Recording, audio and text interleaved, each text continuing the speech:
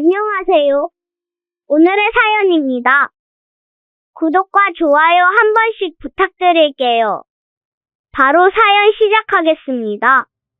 제 이름은 이다영입니다. 올해 25살이고 통신사에서 근무하고 있습니다.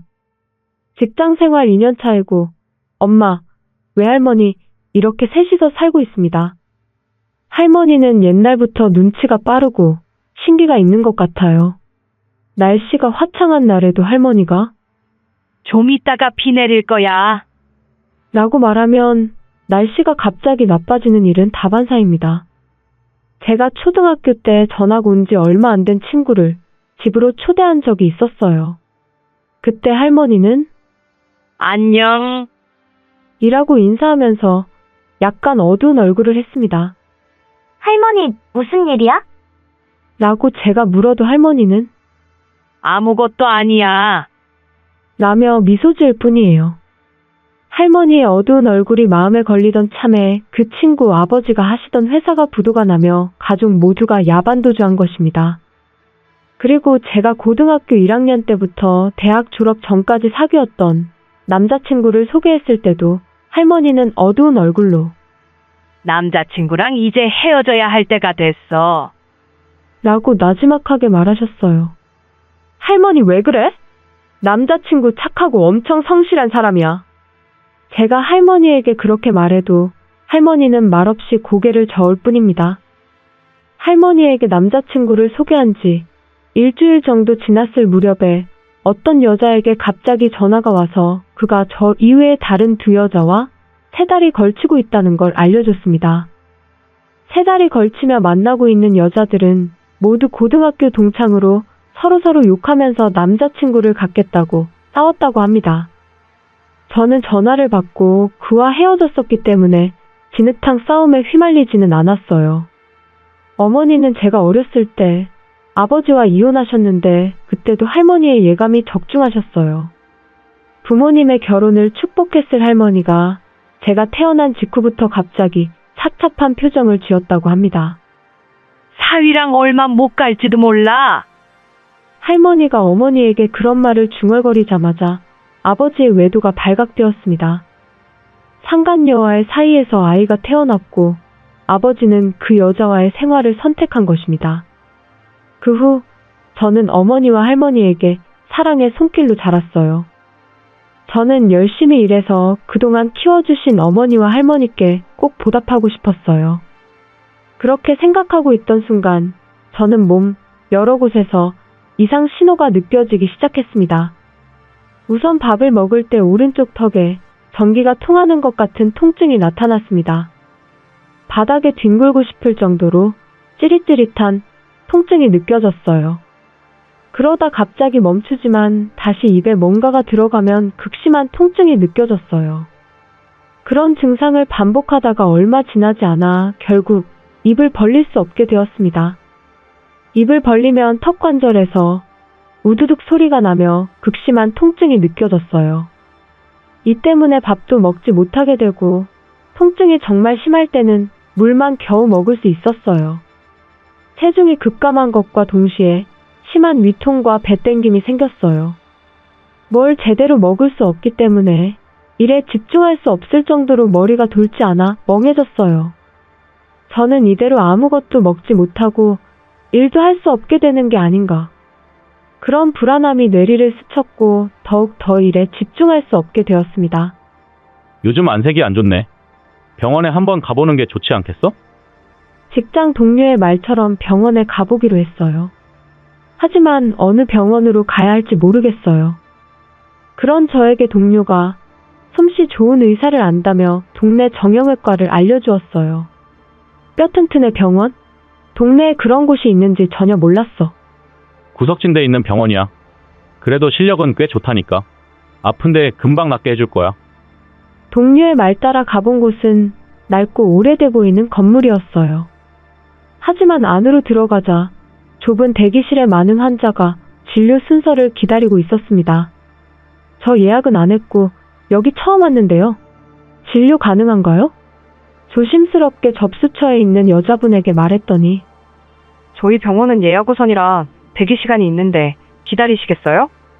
네, 기다릴게요. 접수처의 여자분께서는 말없이 컴퓨터 화면으로 눈을 돌리고 말했어요.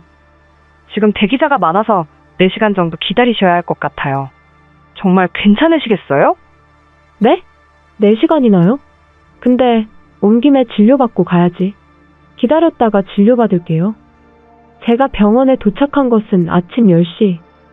그리고 차 안에서 4시간 넘게 기다렸습니다. 병원에는 쉴 새 없이 차와 자전거, 도보로 온 환자가 드나들었어요. 이렇게 환자가 많다는 것은 의사 선생님의 실력은 보나마나 좋을 거라고 생각했어요. 그런 생각을 하면서 차 안에서 환자가 드나드는 모습을 멍하니 바라보고 있었습니다.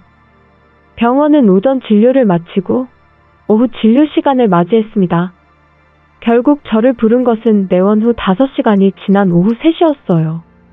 좁은 차 안에서 계속 기다렸고 허리와 엉덩이도 지끈 아파오고 있었습니다. 겨우 제 차례가 돼서 진찰실에 들어갔고 의사 선생님은 제 문진표를 보자마자 생각도 못한 말을 했습니다. 전기가 흐르는 듯한 턱 통증에 속이 땡긴다. 게다가 식사도 하기 힘들다. 이 정도면 중증인데 검사를 해봐야 알겠지만 아마도 수술을 해야 할 수도 있습니다. 그냥 문진표만 보셨을 뿐이었어요. 아무 진찰도 한 것 없이 갑자기 수술 이야기를 꺼내자 무섭고 충격적이었습니다. 그 후 의사 선생님이 손으로 턱 주위를 만져보고선 엑스레이를 찍어보자고 했어요. 잠시 뒤 엑스레이 사진을 보고선 말했습니다. 일단 엑스레이 상으로는 특별히 이상 있는 데는 안 보입니다. 오히려 건강해 보이네요. 하지만 턱 주변에 심한 통증이 있는 이런 난해한 증상은 종합병원으로 가서 전문의한테 진료를 받아보는 게 좋을 것 같아요. 저는 일이 점점 커지는 것 같아 몸이 굳어졌어요. 잘못하다간 안면마비가 올 수도 있어요. 신경질환 수술이나 치료가 전문인 병원을 알고 있으니 거기로 소견서 써드릴게요. 가게 되면 바로 입원해야 할 겁니다. 소견서 들고 따봉 종합병원에 가서 정밀 검사를 받아보도록 하세요. 저는 소견서를 건네받고 귀가했습니다. 집에서 식사를 하려고 하자 역시나 오른쪽 턱에서 극심한 통증이 느껴졌어요. 어쩔 수 없이 저녁은 죽을 사와서 마시듯이 먹었습니다. 이대로 계속 식사를 못하는 건가 불안감에 종합병원, 입원, 정밀검사, 의사 선생님의 말이 머리를 스쳤어요. 이대로라면 정신줄을 놓을 것 같았습니다. 저는 신기가 있고 예지 능력이 있는 제 할머니에게 상담하기로 했어요. 아이고야, 큰 병원에 가서 입원까지 해야 된대. 정밀 검사를 해봐야겠지만 수술까지도 생각하래. 지금 턱이 너무 아파서 밥도 전혀 못 먹겠고 배도 뻐근해. 벌써 5kg나 빠져가지고 기운도 없어. 턱도 아프고 배까지 그러니 정말 힘들겠다. 근데 할머니가 봤을 땐 굳이 입원이나 수술까지는 안 해도 될 것 같은데? 아니야. 지금 할머니가 몰라서 그래. 무슨 수를 쓰지 않으면 계속 이 통증에 시달려야 하는데 밥을 제대로 못 먹으니 괴로워 죽겠어. 그럼 다음에 할머니랑 같이 그 병원에 가보자. 의사 선생님이 하는 이야기를 좀 들어봐야겠어. 할머니는 그렇게 말하곤 속상해서 울고 있는 제 대답은 듣지도 않고 뼈튼튼해 병원에 예약을 했습니다. 할머니가 전화로 예약하고 왔음에도 불구하고 그날은 예약 없이 접수하는 환자들로 넘쳐났습니다. 죄송합니다. 오늘 초진 환자가 많아서 그런데 2시간 정도 기다려주실 수 있나요? 지난번에는 예약 우선이라고 했으면서 오늘은 초진 환자 우선이라고 말하는 접수처 여자에게 할머니가 나무라셨어요. 지난번에는 예약 우선이라고 하셨다면서요? 그래서 오늘은 예약하고 온 건데 예약 없이 접수하는 사람들 먼저 해주는 겁니까? 왜 예약하고 온 사람을 기다리게 하세요? 아, 죄송합니다. 그러면 기다리고 계시면 예약하신 시간에 불러드릴게요. 할머니의 한마디에 깔끔하게 해결됐습니다. 그치만 실제로 부른 것은 예약 시간을 30분 정도 지나서였어요. 할머니는 진찰실에서 의사 선생님의 얼굴을 보자마자 지금까지 본 적이 없는 험악한 얼굴로 미간을 찡그리셨습니다. 지난번에도 설명했지만 저희 병원은 중증 신경질환은 진료하지 않아요. 제가 소견서 써드린 따봉 종합병원에 가서 정밀 검사를 받아보세요. 손녀가 정말 심한 신경질환이에요? 그 병원으로 가게 되면 어떤 검사나 치료를 하게 되죠? 지금 이 정도면 꽤 심각하고 복잡한 질환입니다. 엑스레이상으로는 어떠한 원인도 전혀 찾을 수 없어요. 그러면서 턱이나 위에 심한 통증이 나타납니다.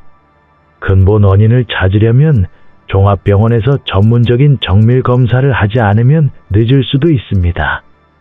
의사 선생님의 말이 다 끝나자 할머니가 얼굴을 잔뜩 찡그리셨어요. 손녀의 증상이 보기 드문 것이니까 요점은 종합병원에 가서 실험 대상이 되라고 말하고 싶은 거군요. 할머니가 그렇게 말하며 다그치자 의사 선생님은 얼굴을 붉히며 화를 내기 시작했습니다. 저기요! 제가 지금 치료 못 해드린다고 해서 불만이신 거예요.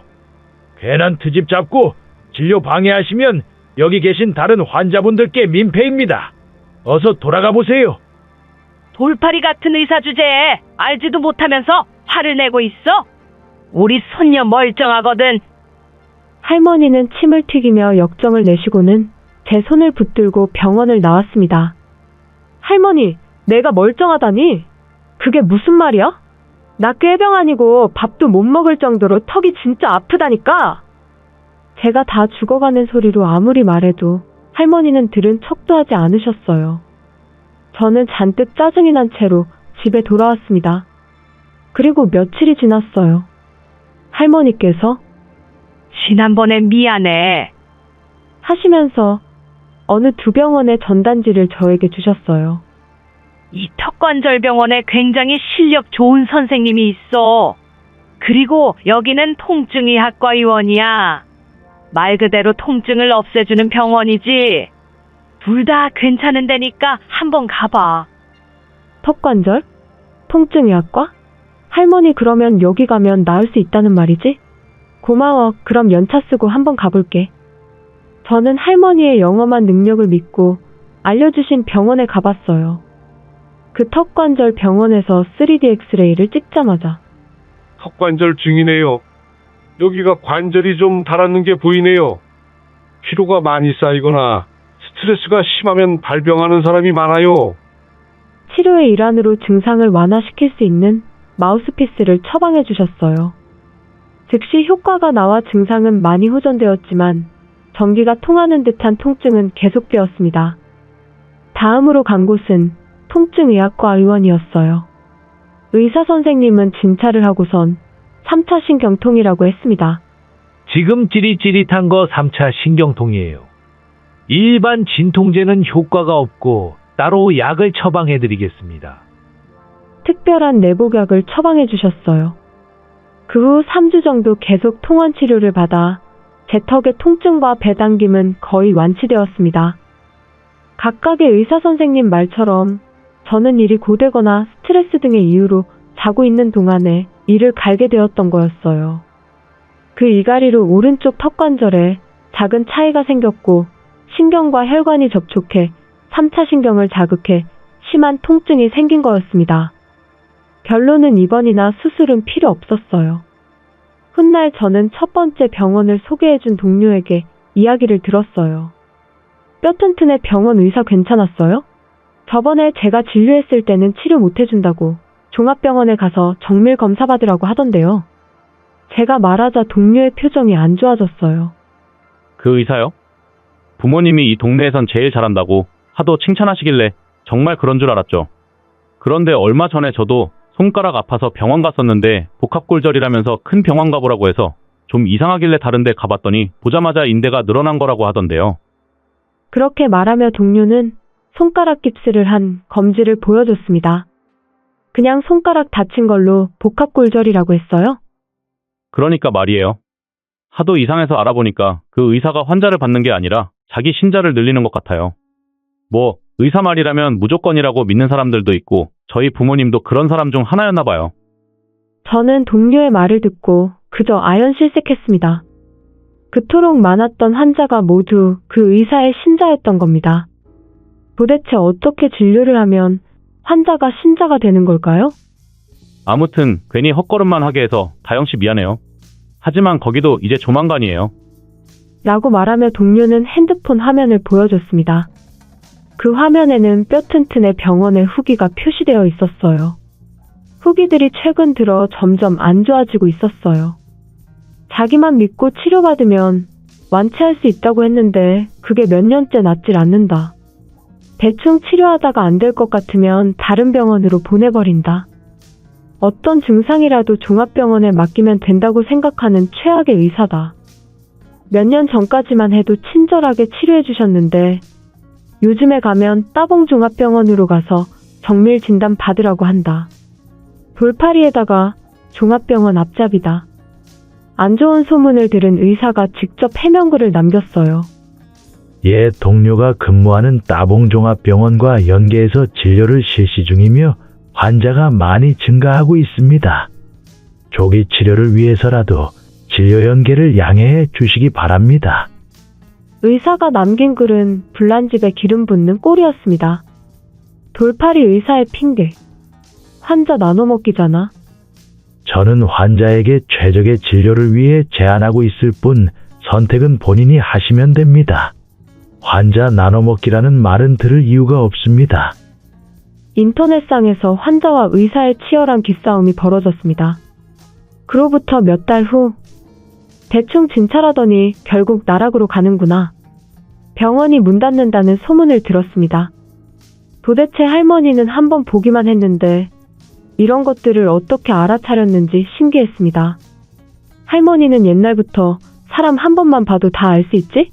이번 돌팔이 의사도 그렇고 예전 남자친구에 대해서도 그렇고 제가 말하자 할머니는 득이양양하게 웃었어요. 나는 얼굴만 봐도 그 사람의 성격이 보여. 돌팔이 의사도 바람 피웠던 남자친구도 다 얼굴에 적혀 있어. 역시 할머니는 신기하다니까. 그럼 이제 할머니가 좋다고 말하는 병원에만 다닐게. 아무렴 그래야지. 다음에 또 아프면 할머니가 병원이랑 의사 골라줄게. 저는 할머니만 믿으면 병원 걱정은 안 해도 되겠다 싶어 한시름 났어요. 이번에 몸 상태가 좋지 않은 것을 계기로 저는 당분간 휴식을 취하기로 했습니다. 한동안 못 만났던 친한 친구들과 함께 여행과 쇼핑을 즐길 수 있게 되면서 예전 생활로 돌아갔어요. 앞으로도 소중한 가족, 친구들과 행복하고 건강하게 살고 싶습니다. 이런 생각을 곰곰이 하고 있으면 아무렴 그래야지. 목소리가 들렸어요. 할머니가 어느새 제 곁으로 오셔서 제 마음속 물음에 대답해 주셨어요. 역시 우리 할머니? 모든 걸 알고 계시는 할머니가 저를 보고 있네요. 시청해주셔서 감사합니다. 그럼 다음 영상에서 다시 뵙겠습니다. 안녕하세요. 오늘의 사연입니다. 구독과 좋아요 한 번씩 부탁드릴게요. 바로 사연 시작하겠습니다. 제 이름은 박지연이고 올해 32살입니다. 1살 아래 직장 후배였던 이현수와 사귄 지 3년째입니다. 우리가 사귄 지 3년째 되는 기념일에 그로부터 호텔 레스토랑에서 프로포즈를 받았습니다. 지금은 남자친구와 함께 상견례나 결혼식 일정 등 이야기를 하고 있어요. 그는 제가 지금 다니고 있는 회사에 신입사원으로 들어왔었는데 저와 같은 경영지원팀에서 일했습니다. 예의 바르게 선배들의 말을 잘 듣는 그의 모습은 사람 됨됨이가 좋아 보였고 이성으로 매력적이었어요. 처음에는 멀리서 바라보기만 했지만 알고 보니 그가 저에게 말을 거는 일이 늘고 있었어요. 선배님이 좋아하는 음식이 뭐예요? 반대로 싫어하는 음식도 있으면 알려주세요. 일하다가 틈이 나면 이런 사적인 질문을 해왔어요. 나는 피자면 뭐든 좋아하는데. 라고 대답하자 그날 쉬는 시간에 가게를 알아왔어요. 그리고 저에게 보여주면서 말했어요. 선배님, 여기 새로 생긴 피자집인데 진짜 맛있대요. 오늘 일 끝나고 같이 먹으러 갈래요? 눈을 반짝이며 핸드폰으로 가게와 피자 사진을 보여줬습니다. 이런 그의 행동 때문에 고백받기 전부터 나를 좋아하는구나 하는 것은 이미 느끼고 있었어요. 신입사원 환영회에서 봤을 때부터 이 사람이구나 라는 건 직감으로 느끼고 있었지만 말이죠. 저 진지하게 만나보고 싶어요. 괜찮으시면 저랑 사귀어 주세요. 세 번째 데이트에서 그에게 고백을 받았을 때는 솔직하게 너무 기뻤어요. 고마워. 사실은 오늘 왠지 고백받을 것 같은 느낌이 들긴 했었어. 제가 이렇게 말하자 그는 쑥스러운지 얼굴이 붉어지며 고개를 숙였어요. 1살밖에 차이가 안 나지만 뭔가 연하남이라고 생각하고 대해서 그런지 이런 표정들이 너무 사랑스럽고 귀여웠어요.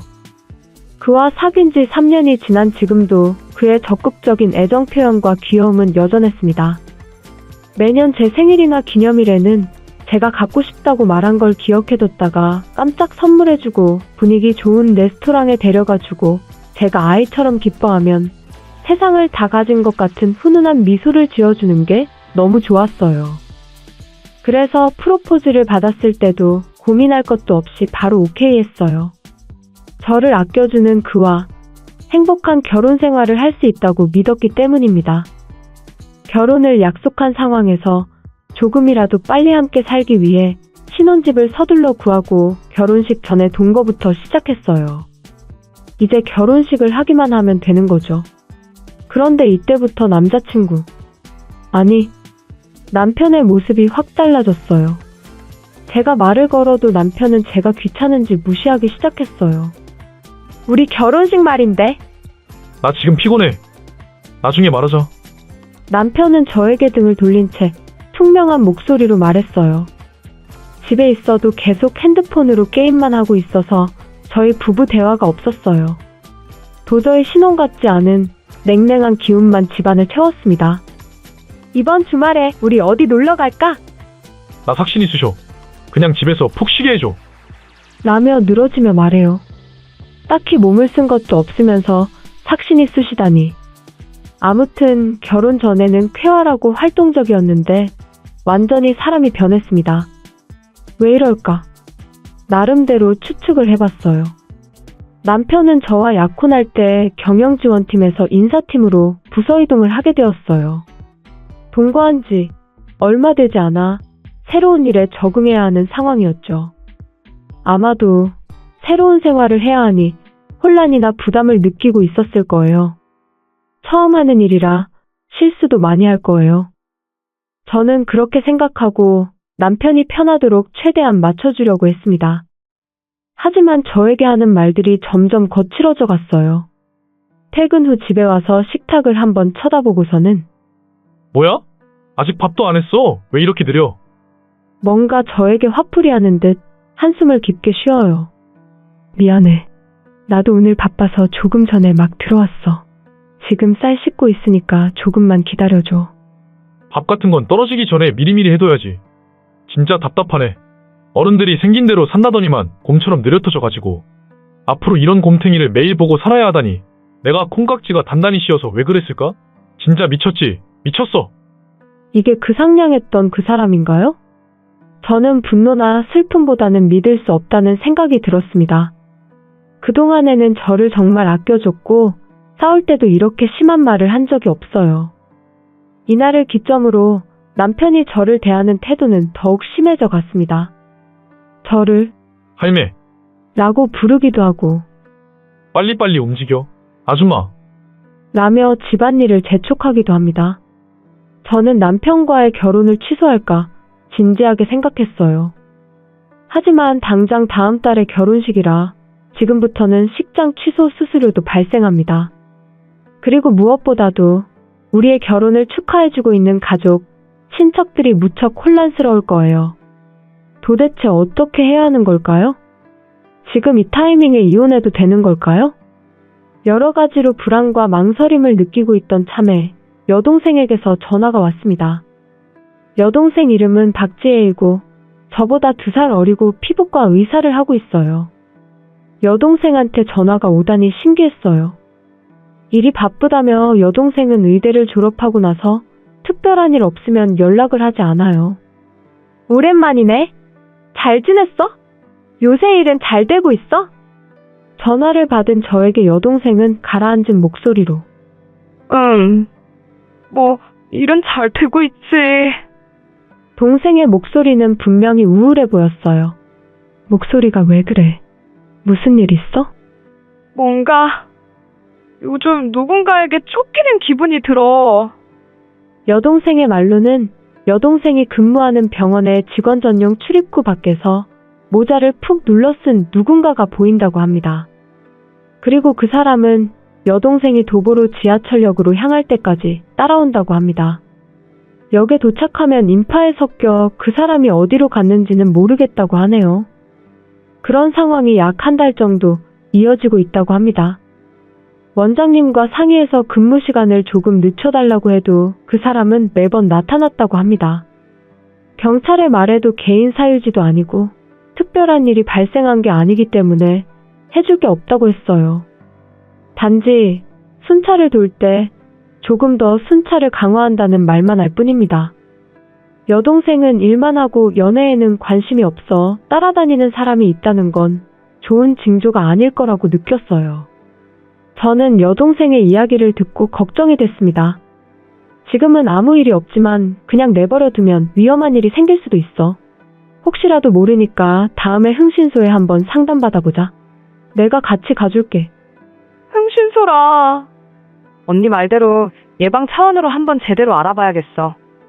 갑작스러운 여동생의 연락에 저는 여동생이 걱정돼서 마음이 심란했습니다. 온 신경이 여동생한테 쏠리다 보니 남편과의 결혼 고민은 모두 잊어버렸어요. 그로부터 2주 후 저는 흥신소에서 온 조사 보고서를 보고 경악했습니다. 사진에 비친 남자의 얼굴이 본 기억이 납니다. 아니, 낯이 익었느냐가 중요한 게 아닙니다. 집에 오면 매일 보는 그 얼굴. 여동생을 따라다니던 사람은 바로 제 남편이었던 겁니다. 저는 거짓말일 거야. 혼잣말을 계속 중얼거렸고 여동생은 눈이 튀어나올 듯이 부릅뜨고 멍하니 사진을 바라보고 있습니다.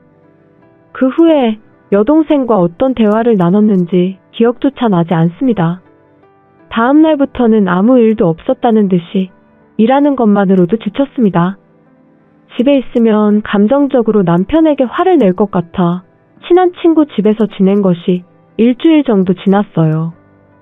결혼식이 코앞에 다가오면서 이대로 현실 도피를 해서는 안 된다는 생각에 깨질 것 같은 머리를 싸매고 집으로 돌아왔습니다. 자, 이제 어떻게 이야기를 풀어가야 하나. 도어락을 누르는 제 손이 뻑뻑해져 갔어요. 결사의 각오로 문을 열자 남편은 소파에서 멍하니 허공을 보고 있었습니다. 제가 돌아온 걸 보고선 때마침 잘 왔어. 안 그래도 할 얘기가 있었어. 라고 했어요. 어디 갔다 왔냐고 할 줄 알았는데 할 말이 있다고 했습니다. 사실 나 좋아하는 사람 생겼어. 그러니까 우리 헤어져. 근데 지금 식장 취소하게 되면 거의 돈 다 날려야 하고 친척들한테도 구구절절 다 이야기하기 힘드니까 우리 결혼식만 형식적으로 올리고 나서 나중에 따로 이혼하지 않을래? 뭐라고? 나 말고 좋아하는 사람 있었으면 왜 프로포즈 한 거야? 너한테 프로포즈한 후에 굉장히 매력적인 여자를 만났어. 하얗고 몸매도 좋고 돈도 잘 벌고 완전 내 이상형이야. 게다가 임신도 했어. 그래서 책임지고 너와는 헤어질 거야. 저는 남편 한마디로 모든 상황을 이해했어요. 남편은 상견례 때 여동생을 보고 첫눈에 반한 겁니다. 확실히 여동생은 저보다 훨씬 이쁘고 피부과 의사를 하고 있기 때문에 고소득입니다. 남편이 첫눈에 반해버리는 것도 무리가 아닐 것 같은 사람이긴 하죠. 하지만 임신이라니? 지혜에게 그런 말은 들은 적이 없었고 따라다녀서 곤란해하고 있었는데 도대체 이게 무슨 말일까요? 이제 뭐가 뭔지 뭘 믿어야 할지도 모르게 되었습니다. 한 가지 분명한 것은 저는 더 이상 남편과 함께 살 수는 없다는 겁니다. 저는 아무런 망설임 없이 남편과 헤어져야겠다고 생각했어요. 근데 결혼식이 이제 코앞이에요. 지금부터 취소하거나 친척에게 사정을 이야기할 기력은 눈꽃만큼도 남아있지 않았고 흘러가는 대로 결국 결혼식 날을 맞았어요. 결혼식은 저에게 그저 지옥이었습니다. 서로 사랑하지도 않으면서 거짓 영원의 맹세를 했고, 이런 걸 알 리가 없으신 부모님께서는 눈물을 흘리셨어요. 시근차질 없이 순조롭게 진행되었지만 가슴이 찢어질 것 같은 기분이 들었습니다. 여동생은 참석할 수 없었고 급한 일을 둘러대고 결혼식에는 오지 않았어요. 이 정도면 그냥 결혼식비를 못 돌려받더라도 취소하는 게 나았어요. 그래봐야 소 잃고 외양간 고치는 격이지만요. 저는 슬픔에 눈물을 흘렸지만 하객들은 행복의 눈물로 보였을 것입니다. 결혼식을 마친 다음 날, 저는 도저히 견딜 수 없어서 친정이나 시댁 식구들에게 닥치는 대로 전화했습니다. 제가 중요한 이야기 할 게 있는데 모여주시겠어요? 중요한 말이란 말에 많은 분이 모여주셨고 남편은 깜짝 놀랐습니다. 뭐야? 지금 이게 무슨 일이야? 혼란스러워하는 남편에게는 제가 가족 친척을 닥치는 대로 초대했다는 사실을 일절 알려주지 않았어요. 남편도 왔으니 모이신 분 앞에서 저는 말했습니다. 저 이혼합니다. 이현수 씨는 동거하고 나서부터 저한테 계속 막말을 했고 제 마음은 이미 떠났습니다. 지나간 제 인생을 환불받고 싶을 정도예요. 엄마가 말했어요. 아니, 지금 그게 무슨 소리야? 이 서방이 뭐 얼마나 말을 심하게 하길래 그래? 시어머니도 말했습니다. 어제 결혼식 했는데 이혼이라니 그게 말이 돼? 무슨 말 같지도 않은 소리를 해. 사실은 저희가 같이 살아보니 성격이 안 맞아서 헤어질까 하는 이야기가 오고 가긴 했어요. 그렇다고 해도 결혼식 다음 날인데 상의도 없이 사람들을 모아놓고 이혼 선언을 하다니 지금 너무 막 나가는 거 아니야? 바쁘신 분들 모셔놓고 죄송하지도 않아? 저는 남편이 화를 내든 말든 아무 말도 하지 않고 핸드폰에 녹음된 걸 재생했습니다. 할매, 아직도 밥 멀었어? 빨리빨리 움직여, 아줌마. 거기에는 남편이 저를 깔보거나 집안일을 재촉하는 모습이 모두 녹음돼 있었어요. 남편의 입이 거칠어지기 시작할 때부터 만일을 대비해 몰래 녹음하고 있었습니다. 아내를 할머니라고 부르다니 장난을 쳐도 그러면 안 되지. 둘이 맞벌이 하는 거 아니야? 요새 맞벌이 하면 집안일도 함께 한다는데 너무하네. 친척분들께서 다 같이 남편을 나무라 주셨어요. 그리고 조금 전까지 화가 나 있던 시부모님은 갑자기 얌전해졌습니다. 평소에 남편은 굉장히 온유한 사람이라 가족이나 친척들에게 이런 모습을 보인 적이 없었을 거예요.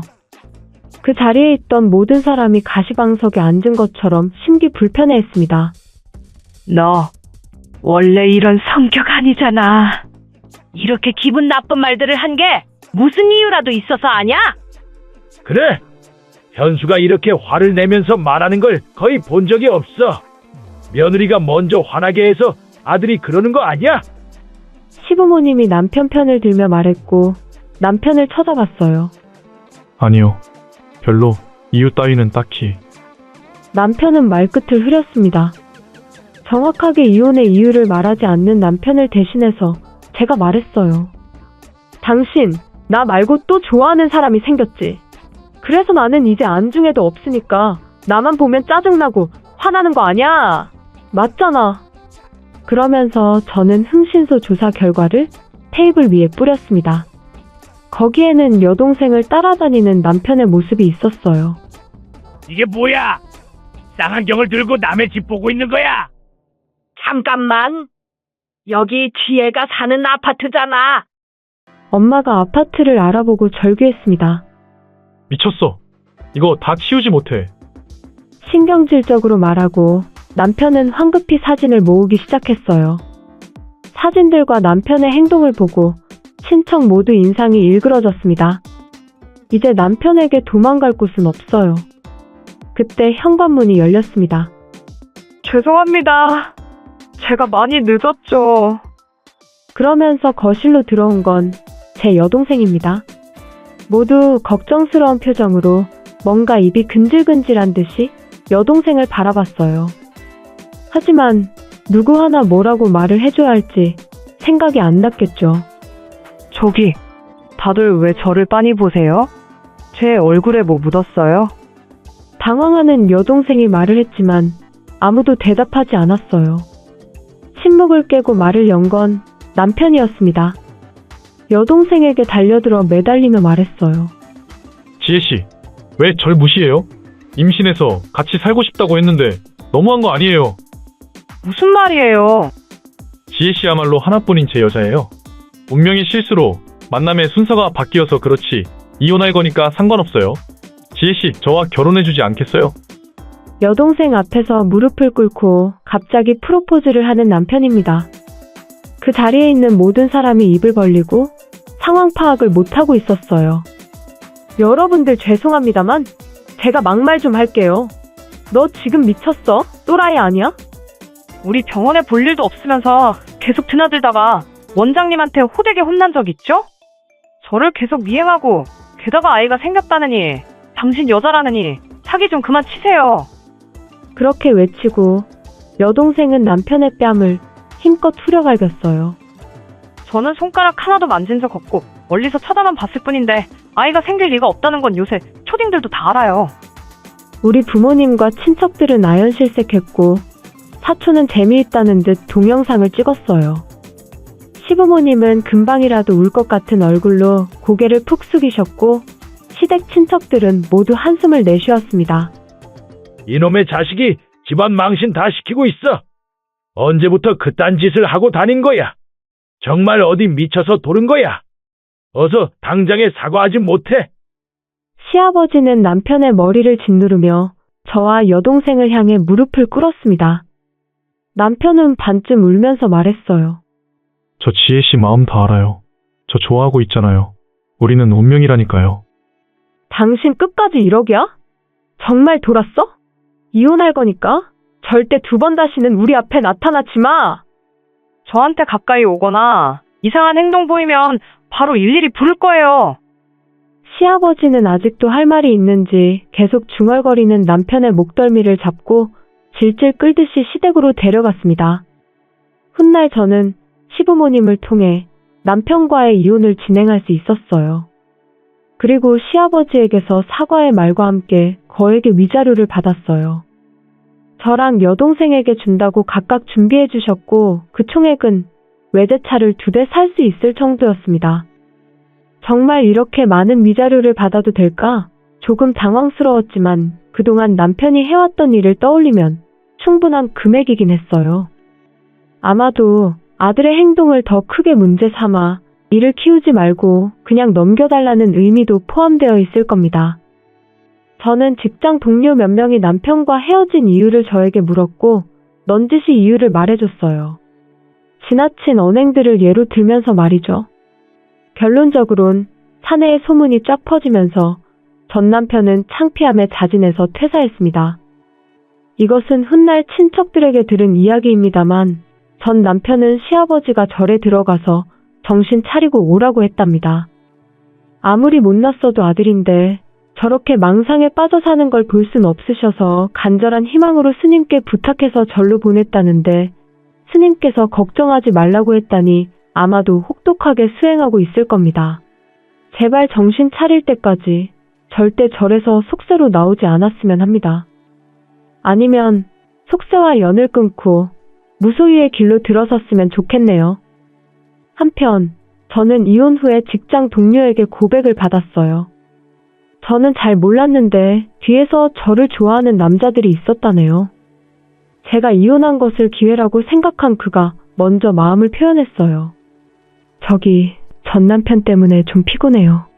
연애는 당분간 안 하려고요. 그냥 지금은 쉬고 싶어요.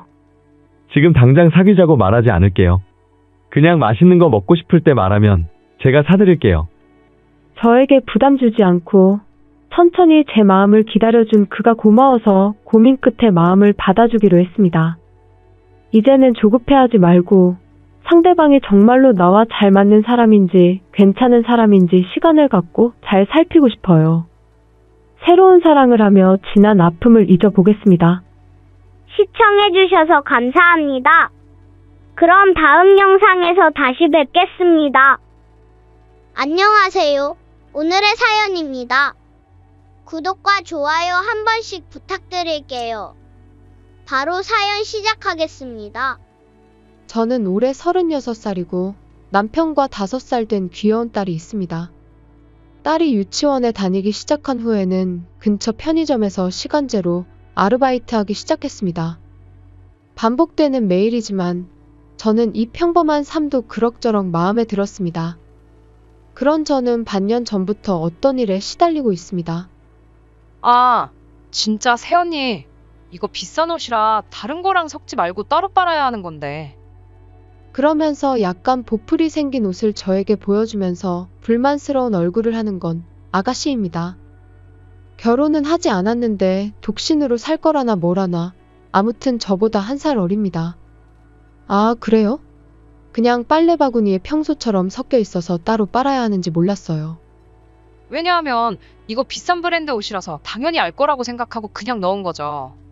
새언니는 저가 브랜드만 입어서 잘 모르나 봐요? 이렇게 말하고는 탐탁지 못한 표정을 짓고서는 자기 방으로 들어갔습니다. 아니 그러면 애초에 자기가 챙겨서 세탁하던지.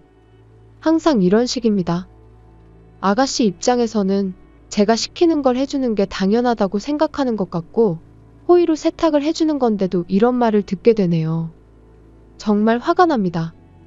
그리고 저는 어쩌다가 아가씨 점심 도시락까지 만들게 됐어요. 새언니, 요새 오빠 도시락 싸잖아요. 도시락 싸는 김에 제 것도 좀 부탁해요. 한껏 눈웃음을 지으며 말했어요. 저는 아가씨가 직접 도시락 싸라고 거절했지만 저 도시락 같은 거 싸본 적도 없고 항상 엄마가 싸주셨거든요. 남편이 살쪄서 다이어트 한다고 채소랑 닭가슴살 위주로 싸는 거니까 아가씨는 필요하신 대로 직접 싸는 게 좋을 거예요. 이참에 한번 해보세요. 저는 아가씨가 하는 뒷말들은 전부 못 들은 척하고 아가씨 도시락은 싸지 않았습니다. 그런데 이 바보 같은 아가씨가 제가 일찍 일어나서 만들어둔 도시락을 마음대로 회사로 가져간 겁니다. 저는 화가 나서 퇴근한 아가씨에게 한마디 했어요. 정상적으로 생각하면 제가 남편 먹으라고 싸둔 도시락인 거 모르겠어요? 오늘 아침에 도시락통이 안 보여서 얼마나 황당했는지 알아요? 왜 허락도 없이 마음대로 가져가요? 몰랐어요. 그냥 탁자 위에 올려져 있길래 당연히 제 것도 싸준 줄 알았죠. 미안해요. 태연하게 자기는 잘 몰랐다며 사과를 했습니다. 저도 다이어트 하려고 도시락 챙기는 거라 정말 맛도 좋고 양도 좋았어요. 도시락 싸기 싫으시면 밖에서 샐러드 같은 거 많이 파니까 사서 드세요. 새언니도 참, 밖에서 파는 샐러드들은 간도 제법 돼 있고 야채도 안 신선해서 먹을 게 못 돼요. 저는 잘 모르겠지만 결론은 사 먹기 싫다는 대답이 돌아왔어요. 너무 얄미워서 냉동식품으로 범벅이 된 도시락을 몇 번 만들었지만 전혀 개의치 않고 계속 도시락을 가져갔습니다. 자기만 편하면 된다는 이기적이고 치사한 행동이죠.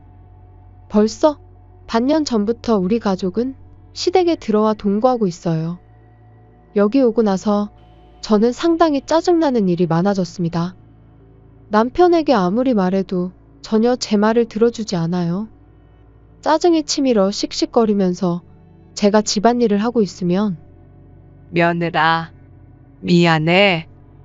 지팡이를 짚은 시어머니가 말을 했습니다. 시어머니는 5년 전에 시아버지를 보내시고 그 후에도 회사원으로 계속 일하고 있었습니다. 원래 혈압이 높았던 것 같은데 어느 날 과로로 인해 쓰러지셨어요. 다행히 목숨은 건졌지만 오른쪽 반신에 약간 마비가 남았습니다. 지팡이나 보조기구를 사용하면 혼자서 걸을 수 있어요. 하지만 회사를 계속 다니는 것은 불가능해져서 오랫동안 다녔던 회사를 그만두고 지금은 연금을 받아 생활하고 있습니다. 며느라, 이것저것 많이 도와줘서 정말 고마워. 내가 몸만 안 일했어도 이런 것들 안 시킬 텐데 미안해. 시어머니는 말하는 건 다행히 정상이어서 대화하는 데는 불편함이 없습니다. 저와 아가씨가 옥신각신하고 있으면 항상 제 편에 서주셨어요. 제멋대로인 아가씨가 날뛰기 시작하면 너? 엄마가 집에서 소란 피우지 말랬지? 시끄럽게 할 거면 당장 나가. 엄마가 더 시끄러워. 왜 나한테만 뭐라고 해? 회사가 코앞인데 나가긴 어딜 나가. 멀쩡한 집 있는데 안 나갈 거야. 꼬박꼬박 말 대답할래? 조만간이야? 조만간. 시어머니는 전혀 상대해주지 않았어요. 시어머니는 시집살이 같은 시대에 뒤떨어진 행동도 하지 않으시고 항상 저에게 고맙다고 말해주셨어요. 제 딸도 그런 시어머니를 많이 좋아하고 있습니다. 애초에 시어머니가 쓰러지셨다고 들었을 때 저는 지금과 같은 상태가 될 줄은 꿈에도 몰랐어요. 왜냐하면 아가씨도 함께 살고 있고 아가씨가 회사에 다닌다고 해도 시어머니가 누워만 계시는 게 아니기 때문입니다. 그래서 저는 가끔 찾아뵙고 도와드릴 게 있으면 거들어 드리기만 하면 될 줄 알았어요. 하지만 남편은 달랐어요. 우리 엄마 집으로 이사 가자. 시어머니가 쓰러지신 날 남편이 저에게 한 말입니다. 뭐라고? 이미 아는 부동산에다가 전화해놨어. 그래서 다음 세입자 구해지는 대로 바로 나가는 거로 집주인한테다가 잘 말해준다네. 빠르면 다음 달에라도 바로 이사 갈 수 있을 거야. 그런 걸 상의도 없이 갑자기 혼자서 다 결정해버리면 어떡해. 그리고 어머님이 같이 살재? 내가 아는 어머님은 같이 사는 거 싫어하실 텐데? 무슨 소리야? 괜찮아. 결혼하기 전엔 내가 살던 집인데 싫을 게 뭐 있어. 이사 가면 나도 편하고 엄마도 아들이랑 손녀도 매일 볼 수 있어서 분명 좋아할 게 뻔해. 그럼 물어보지도 않고 혼자서 정한 거야? 갑자기 들이닥쳐서 같이 살겠다면 별로 안 반기실 텐데. 그리고 당신이야 편하겠지만 나는 며느리라서 아무래도 좀 불편한 게 있어. 나도 좀 생각해줘야지. 우리 이쁜 딸, 친할머니 보고 싶지? 우리 매일 할머니 볼까? 남편은 아직 어리고 순수한 딸에게 당연한 질문을 했어요. 네, 할머니 좋아요. 할머니랑 놀고 싶어요. 그 무렵에 저는 설마 아가씨가 이렇게까지 진상인 줄은 몰랐고 혼자서 일도 하면서 시어머니를 케어하는 게 힘들겠구나 하고 진심으로 생각했습니다. 아가씨도 혼자 힘들겠지? 그럼 이래 된 거 어머님이 기력 회복할 때까지 다 같이 으쌰으쌰 해봐. 으쌰으쌰 할래? 뭐 그러지. 제 말을 제대로 들은 것인지 못 들은 건지 미묘한 대답을 남편이 했습니다. 여차여차해서 남편이 원하는 대로 진행이 됐고 우리 가족은 물 흘러가듯 시댁으로 이사가서 살기 시작했어요. 제 예상대로 이사 첫날 시어머니의 표정은 복잡 미묘한 표정이었어요. 다들 정말 괜찮은 거 맞아? 며느리는 갑자기 이사하게 돼서 싫었을 텐데. 뭐라고 말할 수 없는 묘한 얼굴로 말씀하셨어요. 시어머니의 말을 듣고 남편이 억지로 동거를 결정해서 시어머니가 별로 내켜하지 않는다는 걸 금방 눈치챘습니다. 그래서 눈치를 보게 되면서 괜히 움츠러들었어요. 그래도 처음에만 어색했지 나중에는 시어머니와 계속 이야기를 하다 보니 나름대로 친해졌습니다. 뭐 이런 거는 재활운동이랑 똑같아. 운동이라고 생각하면 나름 할만해.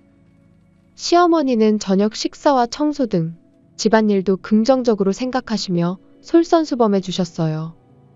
제멋대로인 남편과 아가씨는 여전히 골칫거리였지만 시댁 생활이 생각보다 괜찮다고 생각이 들기 시작할 무렵이었습니다. 설마 이렇게 될 줄은 생각도 못했네요.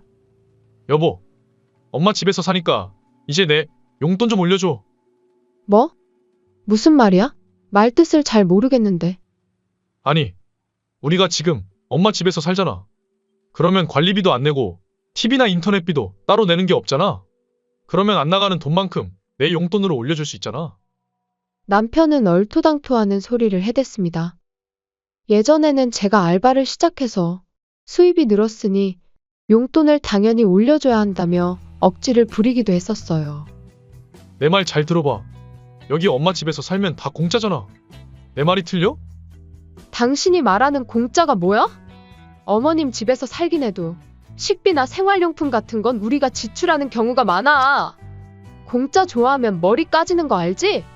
뭘 벌써 공짜 타령이야? 분명 시댁은 시아버지가 살아생전에 대출을 다 갚으셔서 따로 빚은 없긴 하지만 관리비나 보험비나 기타 잡비는 시어머니와 아가씨가 지출하고 있다고 생각했어요. 다만 쇼핑은 제가 가는 경우가 대부분이라 식비와 생활용품은 저희 가게에서 지출하고 있었습니다. 이런 것 때문에 시어머니도 신경이 쓰이셨나 봐요. 방금 다 해서 얼마였어? 내 카드로 계산해. 어쩌다 같이 장이라도 보러 가면 미안하신 듯 카드를 내미셨지만 저는 단연코 거절했습니다. 확실히 전세살이 때에 비하면 지출은 조금 줄긴 했지만 인원도 2명 늘어나면서 식비는 당연히 늘었고 여유가 생긴 달에는 딸을 위해 조금씩 저축도 하고 있었습니다. 게다가 남편에게 매일 도시락을 싸주고 있고 회사도 회식 같은 건 일절 없습니다. 그러니 친구도 거의 없어 쉴 때는 게임만 하는 남편에게 용돈을 많이 줘봐야 허튼데 쓸 것 같아 부족하지 않을 정도로만 주고 있었습니다. 당최 쓸데도 없는 용돈을 왜 올려달라는지 이해가 안 되네요. 하지만 우리 가게에서 생활비를 부담하고 있다는 걸 알게 된 남편은 표정이 일그러졌어요. 뭐야? 왜 그렇게 하는데? 남편은 투덜투덜하면서 시어머니 방으로 갔습니다. 잠시 뒤 남편이 큰 소리로 말하는 게 밖으로 새어나왔어요. 아니, 왜? 왜 우리가 생활비 이런 걸 내야 해? 여긴 엄마 집이잖아. 제가 놀라서 방문을 열어보니 잔뜩 화난 모습의 남편이 보였어요. 시어머니는 남편을 꾸짖는 것도 아니고 그냥 남의 일인 것 마냥 멍하니 남편을 바라보고 있었습니다. 그 표정은 모든 걸 포기하고 해탈한 그런 사람의 눈이었어요. 제가 들여다보고 있다는 것을 눈치챘는지 남편은 저를 보고 말했어요. 여보, 이제 그만 보내도 돼. 이제 안심하라는 듯한 표정을 짓고서는 방을 나섭니다. 저는 멍한 얼굴로 남편의 뒷모습을 보면서 생각했어요. 저런 놈을 골라서 결혼한 내가 미쳤지. 라고 말이죠. 하지만 지금의 모습은 생활비 내기 싫다고 남편에게 말해서 남편이 저 대신에 시어머니에게 항의하게 만든 치졸한 며느리의 모습이 되어버립니다. 그런 모습이 상상되자 이마에서 식은땀이 났는데 시어머니가 저를 보시고 씩 웃으셨어요. 며느라, 나랑 커피 한잔 할까? 아무 일 없다는 듯이 편안하게 말을 하셨어요. 그래서 시어머니 방으로 들어갔고 충격적인 이야기를 듣게 되었어요. 며칠 후 저와 시어머니는 평소처럼 저녁 준비를 하고 있었습니다. 그날은 딸이 좋아하는 만두를 빚고 있었어요. 이때 테이블 위에 놓여있던 시어머니의 핸드폰이 울렸습니다. 전화를 걸은 건 남편이었어요. 어머, 뭘 깜빡했나 보네. 아마도 뭐 사야 할지 까먹었어. 이거 아닐까요? 시어머니는 만두 빚던 끈적끈적한 손으로 만질 수 없어서 손등을 이용해 스피커폰으로 전화를 받았습니다. 여보세요? 엄마 뭐 하는데 이렇게 늦게 받아? 여보세요? 휴일이라고 뒹굴뒹굴하는 남편과 아가씨를 시어머니가 강제로 장 좀 보라고 내보낸 거였거든요. 제가 남편한테 말을 걸려고 할 때 옆에 있던 아가씨 목소리가 들렸어요. 오빠, 엄마, 전화 받았어? 아니, 신호가 끊긴 건지 아무것도 안 들리네. 딸이 만지다가 누른 건가? 그렇게 남편이 말하자 옆에서 아가씨가 충격적인 말을 하기 시작한 겁니다. 그건 그렇고 말이야. 저와 시어머니는 이 뒷이야기를 듣고 뒷목 잡고 쓰러질 뻔했어요. 다행히 자동 녹음이 되고 있었고 얼마 뒤 전화는 끊어졌습니다. 저는 얼른 손을 씻고 경찰서에 전화를 걸었습니다. 잠시 후 아무것도 모르는 남편과 아가씨가 돌아왔어요. 뭐? 무슨 일 있어요? 둘이 왜 그러고 있어요? 남편과 아가씨가 놀랄만 했습니다. 정색하고 있는 얼굴에 저와 시어머니가 거실 소파에 앉아 두 사람을 노려보고 있었으니까요. 진짜 둘이 왜 그래? 무섭게 왜 이래? 둘이 여기 앉아. 너희한테 묻고 싶은 게 있으니까. 시어머니는 그렇게 말씀하시더니 저한테 눈짓하셨어요. 저는 고개를 끄덕이고 방금 통화할 때 녹음됐던 두 사람의 대화를 재생했어요. 그건 그렇고 엄마 돈은 엄마가 죽은 후가 아니면 받을 수 없는 것 같아. 역시나 그런가 보네. 네가 1억 찾았다고 해서 모처럼 엄마 집으로 이사 왔는데. 뭐 그렇다 하더라도 엄마도 참 치사하지. 아빠 유산인데 숨기고 말이야. 아마 우리한텐 100만 원도 없다고 할걸. 이런 대화가 이어졌습니다. 그리고 마지막으로 엄마, 걷는 거 느려 터져서 가끔 성질나지 않아? 계단 같은데 내려올 때 천천히 내려가는 거 보면 가끔 뒤에서 밀어버리고 싶다니까. 맞아. 둘의 대화는 여기서 전화가 끊어졌어요. 두 사람은 설마 통화가 연결된 줄 몰랐던 듯 얼굴이 하얗게 질려 있었어요. 저는 이 대화를 듣고 시어머니의 신변의 위험을 느껴 즉시 112에 연락해서 이런 내용을 말했지만 가족 간의 대화만으로 모두 다 출동할 수 없다고 했어요. 녹음 재생이 끝난 뒤 시어머니는 말했어요. 너희들 속마음이 이렇단 말이지? 예전부터 생각했지만 실망스럽네. 뭐 어차피 이 집 팔고 이사 갈 거니까. 이사 간다는 말을 들은 두 사람은 눈이 동그랗게 커졌어요. 사실 저는 예전부터 시어머니와 고민 상담하고 있었어요. 첫 번째는 아가씨입니다.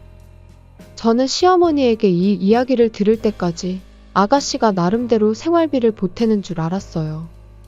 하지만 아가씨는 월급을 받으면서도 한 푼도 생활비를 보태지 않았다고 했습니다. 집안일은 시어머니에게 모두 맡기면서 불평불만만 늘어놓았어요. 엄마, 제가 일해서 번 돈이니까 제가 어디에 쓰던지 제 맘 아니에요? 이렇게 말하고 피부관리나 여행, 주제에 맞지 않게 명품 가방 등을 샀습니다. 그런데 쓸 돈이 있으면 생활비나 좀 보태던가 아니면 얼른 돈 모아서 나가서 살던가. 시아버지가 살아계실 때는 그렇게 아가씨도 혼났대요. 혼날 때만큼은 집안일을 돕는 척이라도 조금 했지만 시간이 조금만 지나면 다시 원래대로 돌아갔다고 합니다. 그래도 생활비를 보태는 일은 없었고 시아버지가 돌아가신 뒤에는 아가씨는 완전히 시어머니 머리 위에서 놀고 있었기 때문에 하고 싶은 대로였어요. 아빠 살아있을 때 아빠가 생활비 안 보탤 거면 독립할 돈 모으라고 했잖아. 근데 갑자기 생활비 보태라고 하면 이기적인 거 아니에요? 네 말이 맞지? 그건 말 그대로 돈 모아서 빨리 독립하라는 거잖아. 너희들 내보내고 둘이서 한가롭게 살고 싶었는데 너가 직장 생활한 지 벌써 몇 년째야. 그동안 생활비 하나도 안 보태고 얼마나 부자 됐는지 좀 봐봐. 대꾸할 말이 없는지 아가씨는 억울한 표정을 지었습니다. 근데 바로 앞이 회사라 집에서 다니기 좋은데 갑자기 이사 가면 곤란해. 내가 왜 너를 데려가? 지금까지 네 맘대로 살았으니까 앞으로도 부디 네 맘대로 사세요. 드디어 시어머니의 진심이 전해졌는지 두 사람은 갑자기 초조해 보였어요. 그럼 1억은? 그거 아빠 돈이잖아. 엄마가 혼자 다 차지하려고 숨긴 거 아니야? 이거 경찰에 다 말할 거야. 시아버지가 돌아가시며 남긴 유산이니 남편은 자기도 받을 수 있다고 착각하고 서둘러 이사를 온 그런 상황이었어요. 너무 바보 같은 상황에 머리가 아파왔습니다. 니들이 본 1억은 내가 결혼하기 전에 모았던 돈이야. 유산이니 뭐니 전혀 상관없다는 거지. 니들 키우느라 돈 들어가지 집 대출 갚았지 모아놓은 돈이 있는 줄 아니? 대화가 시끄러웠는지 옆방에서 자고 있던 딸이 일어났습니다. 그리고 잠이 덜 깬 얼굴로 남편과 아가씨를 보면서 말했어요. 아빠, 잘못한 거 있어? 왜 혼나고 있어? 얼른 미안하다고 해야지. 어른이면 사과 잘해야 한다고 했어. 딸의 기특한 말에 저는 웃음이 나왔고 남편과 아가씨는 얼굴이 새빨개졌어요. 새언니 왜 웃어요? 지금 새언니가 이 상황 다 만든 거 아니에요? 뭘 또 저한테 그래요? 그냥 딸이 말하는 게 웃겨서 웃은 거죠. 훨씬 더 어른스럽잖아요. 말이 나와서 말인데 빨래를 하던 도시락을 싸주던 저한테 언제 고맙다고 말한 적 있어요? 5살짜리 애도 고맙다는 말 할 줄 아는데 그 한마디를 못해요? 아가씨가 무슨 악이에요? 속옷은 또 얼마나 자주 안 갈아입는지 꼬린내가 진동하는데 그런 걸 저보고 빨게 하면 안 창피해요? 수치심 같은 건 개나 줘버렸나 봐요. 뭐라고요? 보자 하니까 한번 해보자는 거예요? 불만이 있으면 새언니가 나가면 되잖아요. 여기 우리 집이거든요. 얘도 꼴 보기 싫으니까 데리고 얼른 나가요. 시끄러워. 네가 나가. 이 기생충 노처녀야. 제 기세에 눌렸는지 아니면 기생충 노처녀의 충격을 받았는지 아가씨는 입을 다물었습니다. 며칠 후 시어머니가 집을 비우는 날이 왔습니다. 이제? 여기는 팔렸으니까 이번 달 말까지는 집에서 나가. 할 말만 하시고 행선지도 말하지 않고 나가셨어요. 남겨진 남편과 아가씨는 설마 이렇게 될 줄이야. 이제 4명이 살 집을 구해야 하네. 여기 근처에 구할 수 있으면 좋겠는데. 남편이랑 살 거면 투룸만 돼도 되는 거 아니에요? 4명이 투룸이라니 무슨 말이야? 우리 딸, 엄마랑 이제 갈까? 엄마 좋아. 외할머니랑 외할아버지 얼른 보고 싶어. 뭐? 그게 무슨 말이야? 무슨 말이긴 당신하고 이혼할 거란 말이지. 나도 돈 필요하면 언젠가 뒤에서 밀어버릴지도 모르는데 무서워서 어떻게 함께 살겠어. 그거 다 농담이었다고 했잖아. 그치? 동생아? 새언니, 저번에 다 오해라고 계속 말했는데 소심하게 왜 그러세요? 그러지 말고 저희 넷이서 함께 재밌게 살아요. 네? 가정부 해줄 사람이 필요한지 아가씨는 능글맞게 말했어요. 잘 보셨네요. 제가 엄청 소심하거든요. 자기 부모한테도 잘 못하는 사람이 피도 안 섞인 저에게 잘해줄 리가 없잖아요. 그런 사람들이랑 어떻게 살아요? 비슷한 사람끼리 살던 대로 계속 그렇게 살아주세요. 여보, 제발. 마치 어린아이처럼 남편이 울부짖었습니다. 옛날에는 어린아이 같은 모습이 귀여워 보였지만 지금은 토 나올 정도로 실례요. 나중에 한 달이 건너 알게 됐는데 아가씨가 도시락 싸달라고 한 건 짝사랑하고 있는 동료에게 잘 보이려고 자기가 싼 것처럼 해서 여성스러움을 어필하려고 했던 거랍니다. 멍청한 아가씨가 몰라서 그렇지 그 남자한테는 여자친구가 있었다고 하네요. 저는 친정집으로 돌아와서 딸과 함께 평화롭게 지내고 있습니다. 좋은 변호사도 만나 이혼도 원활하게 진행되고 있고 남편과 딸의 관계를 완전히 끊어버리고 싶지만 가끔 남편을 찾는 딸에게 몹쓸 짓인 것 같아 마음이 약해지네요. 그렇다고 해서 남편과 다시 합치진 않을 거지만 언젠가는 딸에게 모든 진실을 알려주려고 합니다. 이제 저와 딸만 생각하며 하루하루 후회 없이 잘 살겠습니다. 시청해주셔서 감사합니다. 그럼 다음 영상에서 다시 뵙겠습니다.